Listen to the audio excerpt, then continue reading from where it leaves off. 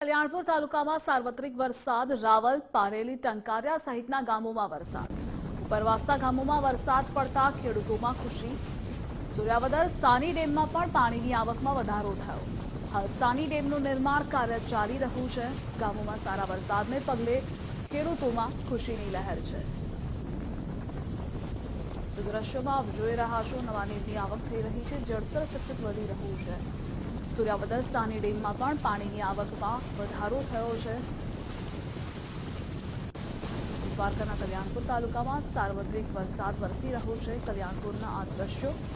કે જ્યાં અનેક ડેમો પણ ઓવરફ્લો થયા છે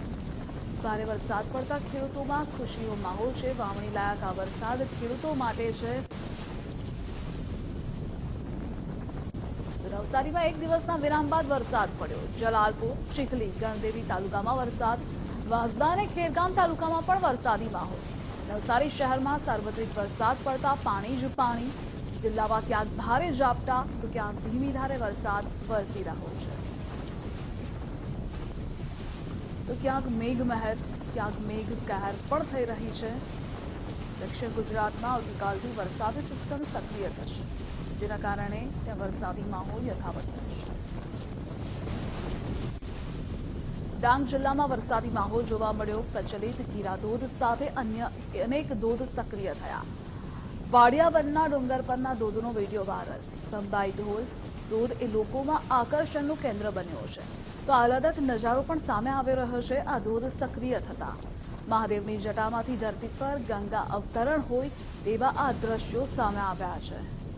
તો આ અદ્ભુત મનમોહક દ્રશ્ય સૌ કોઈનું ધ્યાન ખેંચ્યું છે આકર્ષણનું કેન્દ્ર આ દ્રશ્યો બન્યા છે તો બંબાઈ ધોધના આ દ્રશ્યો છે અને ડાંગની ગિરિમાળાઓ વચ્ચેના અદ્ભુત દ્રશ્યોનો લાભો લેવા લોકો પણ ઉમટતા હોય છે તો મહેસાણાના ધરોઈ ડેમમાં નવા નીરની આવક શરૂ ધરોઈ ડેમની જળ સપાટી 608.6 ફૂટ થઈ ધરોઈ ડેમમાં પાણીનો જળ સ્ટોક 53.38%. ધરોઈ ડેમમાં વરસાદી પાણીની 1805 ક્યુસેક આવક થઈ છે ધરોઈ ડેમમાં નવા નીરની આવક થઈ 608.6 ફૂટ જળ સપાટી ધરોઈ ડેમની નોંધાઈ છે તો હજુ પણ જળસ્તર વધી રહ્યું છે ધરોઈ ડેમનું જળ સ્ટોક 53.38% છે